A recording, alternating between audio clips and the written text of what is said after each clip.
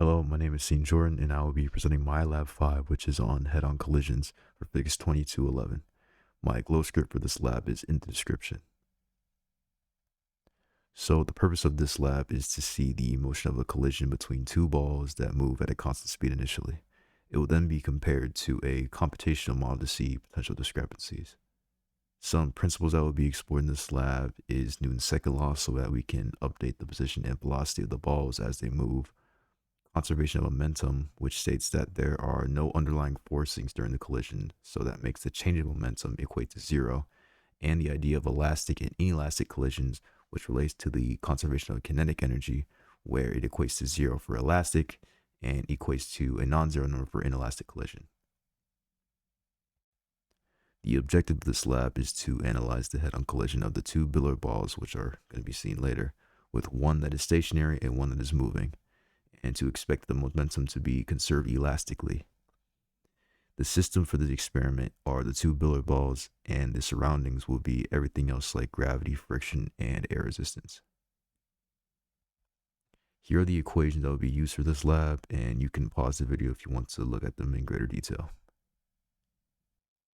This is the tracker video that was pulled from YouTube, which shows a head-on collision at constant speed, which was deemed when the participant in the video let go of the ball as it was moving.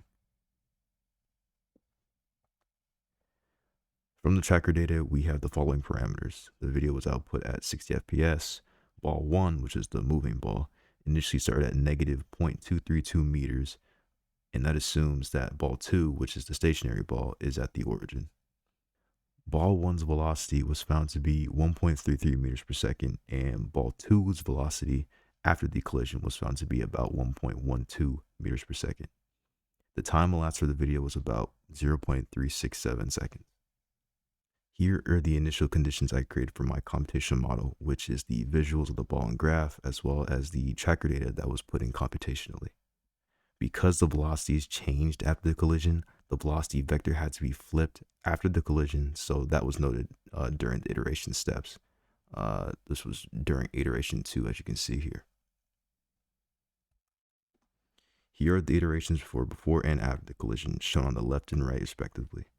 They both take account of the times at which the movements of the ball elapsed and use that time to map out the changes in position and velocity. And again, you can pause to see in greater detail of the code. When comparing both models, we see that they are very similar, namely pointing to the relationship prior to the collision. However, the aftermath of the collision slightly differ, as the observer model shows ball 1 gaining distance slightly and ball 2 losing some distance.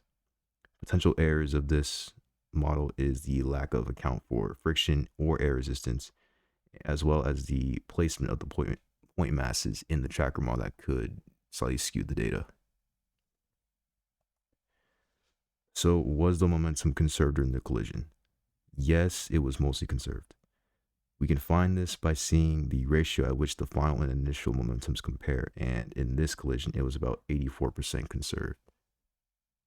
Was the collision inelastic or elastic? And the answer to that is it was inelastic.